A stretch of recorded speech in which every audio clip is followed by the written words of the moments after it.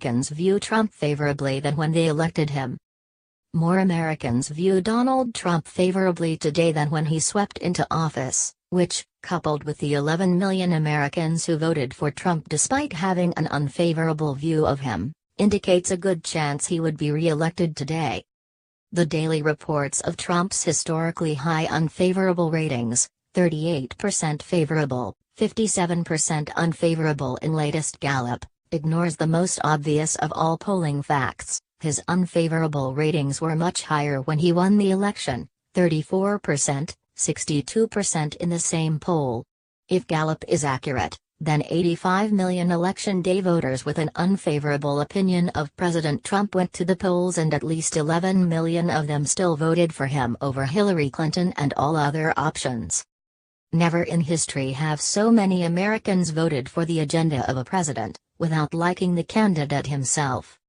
Trump won Florida when African American voters gave him a chance by giving Hillary Clinton the lowest percentage of their vote for any Democrat in decades, 82%. Evangelical voters were horrified by his explicit language, but voted for him by a record 81-16 margin after his description of partial birth abortion in the third debate while Hillary Clinton defended the practice. Working-class conservatives who do not typically like New York billionaires read the Breitbart report that hedge fund money lined up $123 million to $19,000 in favor of Clinton, and they understood which candidate was the choice of the insiders bailing out the Big Four banks at their expense. No, they were not stupid or deplorable, rather their common sense saw through the liberal intellectuals who were selling them a bill of goods. In the much-talked-about New York Times bestseller Devil's Bargain, my quote that actually referred to a high school attended by both Steve Bannon and myself seems to apply to many voters today: we were the blue-collar guys. They were the rich snobs. They'd say we'd work for them, and we'd punch 'em in the nose. By economic conservatism, we didn't mean rich guys protecting their tax breaks. It meant, for all of us that were working class, that you worked a job.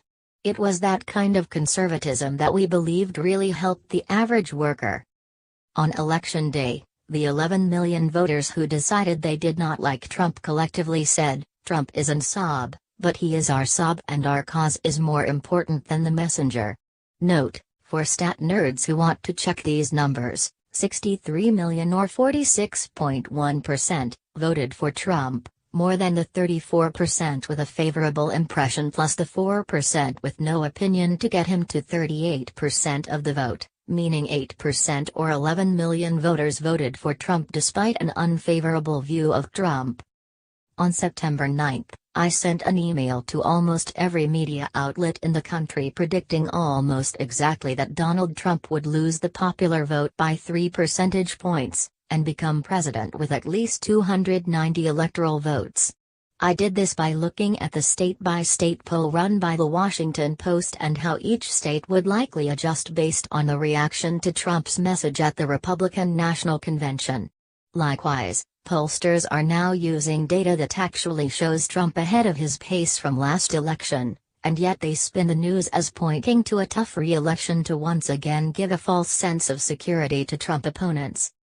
Americans now give him better favorable marks by 4 to 5 points over when they elected him, and coupled with the 11 million Trump voters who do not like Trump but voted for him, it can be argued this puts Trump on pace to pull out a popular vote by 1 to 2 points, despite getting blown out in California and New York, and thus win by at least as big an electoral margin.